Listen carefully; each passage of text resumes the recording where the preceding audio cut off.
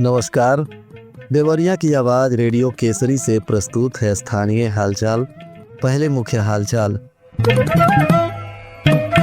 दुष्कर्म के आरोपी को पुलिस ने किया गिरफ्तार। थाना समाधान दिवस में की गई जन सुनवाई। शिक्षकों के समायोजन पर हुई काउंसलिंग निरस्त। लार बाईपास पर अब तेजी से निर्माण कार्य हो गया शुरू। नदी के अंदर पलटी नाव, बाल बाल बची कई लोगों की जान। स्थानीय हालचाल के इस अंक के साथ मैं अनिकेत मिश्र। अब हालचाल विस्तार से। पुलिस अधीक्षक संजीव सुमन के निर्देश पर बरहज थाना की पुलिस ने दुष्कर्म के एक आरोपी को गिरफ्तार कर लिया। बताया जा रहा है कि पॉक्सो एक्ट से संबंधित नामजद आरोपी विजेंद्र राजभर पुत्र रामाशंकर राजभर, जो बरहज थाना क्षेत्र का ही निवासी है, इसको मुखबिर की सूचना पर मौना गढ़वा स्थित राम जानकी मार्ग से पुलिस ने गिरफ्तार कर लिया। अब इस आरोपी को गिरफ्तार करने के बाद इसे न्यायिक अभिरक्षा में भेजा जा रहा है। दुष्कर्म के प्रकरण पर अब सख्त कानूनी कार्रवाई करने में पुलिस लग गई है। जनपद के सभी थानों पर थाना समाधान दिवस का आयोजन किया गया। इस दौरान राजस्व के अधिकारी और पुलिस के अधिकारी मौजूद रहे।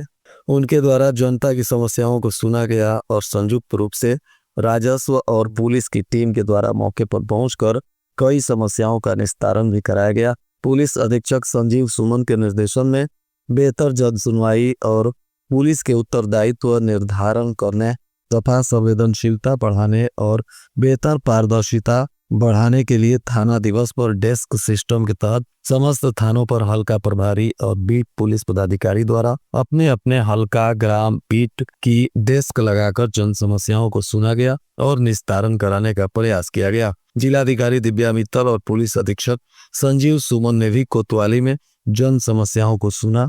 इस दौरान 10 प्रार्थना पत्र आए थे, जिसमें 5 प्रार्थना पत्रों का निस्तारण किया गया। लगातार सवाल उठाने के बाद बेसिक शिक्षा विभाग द्वारा सरप्लस यानी अतिरिक्त शिक्षकों के समायोजन को लेकर हुए काउंसलिंग को निरस्त कर दिया गया है। यह कार्रवाई शिक्षकों के आपत्ति के बाद की गई। अब विभाग द्वारा पुनः प्रभावित शिक्षकों का काउंसलिंग 30 दिसंबर को जिला शिक्षा एवं प्रशिक्षण संस्थान डाइट पर कराया जाएगा। शासन के निर्देश के अनुसार सरप्लस शिक्षकों को उन परिषदीय विद्यालयों में स्थानांतरित किया जाना है जहाँ शिक्षकों की कमी है। विद्यालय में अध्ययनरत 30 बच्चों पर एक शिक्षक को तैनात किए जाने हैं। ऐसे में विभिन्न विकास खंडों के सरप्लस शिक्षकों को समायोजन के लिए विभिन्न विकास खंडों में रिक्त विद्यालयों का विकल्प देने के लिए बुलाया गया था। लार कस्बे में बाईपास सड़क निर्माण को लेकर लंबे समय से चली आ रही परेशानी आखिरकार प्रशासन ने संज्ञान में ले लिया। 25 दिसंबर को प्रस्तावित धरना प्रदर्शन की चेतावनी के बाद लार बाईपास रोड पर निर्माण कार्य तेजी से शुरू करा दिया गया है, जिससे क्षेत्रवासियों ने राहत की सांस ली है। निर्माण स्थल पर दलदल जमीन की समस्या को दूर करने के लिए पहले नीचे चूना डाला जा रहा है, वहीं उसके ऊपर सूखा सीमेंट बिछाकर सड़क का मजबूत आधार तैयार किया जा रहा है।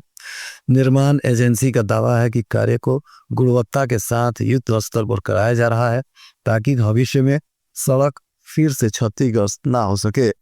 इधर जिले के लार थाना क्षेत्र के चूरिया देवार स्थित खेत में उर्वरक छींट कर लौट रहे किसानों की डेंगी नाव सरयू नदी में पलट गई, जिसके बाद अफरा तफरी मच गई। किसी तरह तैर कर उसमें सवार 5 लोग नदी से बाहर निकले। बताया जा रहा है कि विभिन्न गांवों के किसानों का खेत सरयू नदी के देवार में है। हर दिन वह अपनी फसल की देखरेख करने के लिए नाव से जाते हैं और शाम ढलते ही लौट आते हैं। इसी बीच चूरिया गांव के विकास यादव, प्रमोद यादव, राकेश यादव समेत 5 किसान डेंगी नाव से गेहूं की फसल में उर्वरक छींटने गए थे और लौटते समय यह हादसा हो गया। गनीमत रहा कि 5 किसान किसी तरह तैर कर नदी से बाहर निकल गए और बाल बाल इनकी जान बच गई। पुलिस अधीक्षक के निर्देश पर ऑपरेशन प्रहार चलाया जा रहा है, जिसमें शराब तस्करी करने वाले लोगों को पुलिस पकड़ रही है। और इसी ऑपरेशन के तहत श्रीरामपुर पुलिस ने मुखबिर की सूचना पर हाथा लक्ष्मण चौक मोड़ के पास छापेमारी की, जहां 15 पेटी अवैध देशी शराब बंटी बबली जो 135 लीटर से अधिक बताई जा रही है, इसके साथ 2 मोटरसाइकिल सवार तस्करों को गिरफ्तार किया गया है। बताया जा रहा है कि इस पर फर्जी नंबर प्लेट लगाकर शराब की तस्करी की जा रही थी। पकड़े गए आरोपियों में रोहित कुमार पुत्र सदानंद, ये सीवान जिले के नौतम थाना क्षेत्र के बिशुनपुर का रहने वाला है, और दूसरा बब्बन यादव, यह देवरिया जिले के ही श्रीरामपुर थाना क्षेत्र के गोबरही गांव का निवासी है। अब इन दोनों को गिरफ्तार कर इनकी मोटरसाइकिल और शराब को जब्त करने के बाद पुलिस इन पर आबकारी अधिनियम के तहत कानूनी कार्रवाई कर रही है। कुशीनगर जिले के बुद्ध इंटर कॉलेज के प्रधानाचार्य की हत्या के विरोध में अखिल भारतीय कुशवाहा महासभा ने शहर के सुभाष चौक पर प्रदर्शन किया। साथ ही कैंडल मार्च निकाला गया। मृतक के परिजनों को मुआवजा और परिवार के एक सदस्य को नौकरी देने की मांग की गई। महासभा के जिलाध्यक्ष शंभू शरण कुशवाहा के नेतृत्व में संगठन के लोग एकत्रित हुए और प्रदर्शन कर कैंडल मार्च निकाला। जिलाध्यक्ष ने कहा कि 23 दिसंबर को कुशीनगर जिले के बलुइया हरपुर स्थित बुद्ध इंटर कॉलेज परिसर में घुसकर कुछ लोगों ने प्रधानाचार्य छोटे लाल कुशवाहा की हत्या कर दी। 115 नंबर ढाले को निर्माण कार्य के चलते पूरी तरह से बंद कर दिया गया है। इसके वजह से चरपहिया वाहन अब मुख्य सड़क से होकर 116 नंबर ढाले के रास्ते देवरिया की ओर जा रहे हैं। बताया जा रहा है कि भटनी में इस ओवरब्रिज के निर्माण को लेकर बाजार में भीषण जाम की समस्या देखी जा रही है। रूट डायवर्जन के कारण बाजार में जाम से अब लोग परेशान नजर आते हैं। और आज के मौसम का तापमान देवरिया में न्यूनतम 10 डिग्री सेल्सियस और अधिकतम 21 डिग्री सेल्सियस रहने की संभावना है। अंत में मुख्य हालचाल एक बार फिर। दुष्कर्म के आरोपी को पुलिस ने किया गिरफ्तार। थाना समाधान दिवस में की गई जन सुनवाई। शिक्षकों के समायोजन पर हुई काउंसलिंग निरस्त। लार बाईपास पर अब तेजी से निर्माण कार्य हो गया शुरू। नदी के अंदर पलटी नाव, बाल बाल बची कई लोगों की जान। इसके साथ ही रेडियो केसरी से प्रसारित स्थानीय हालचाल का यह अंक समाप्त हुआ। नमस्कार।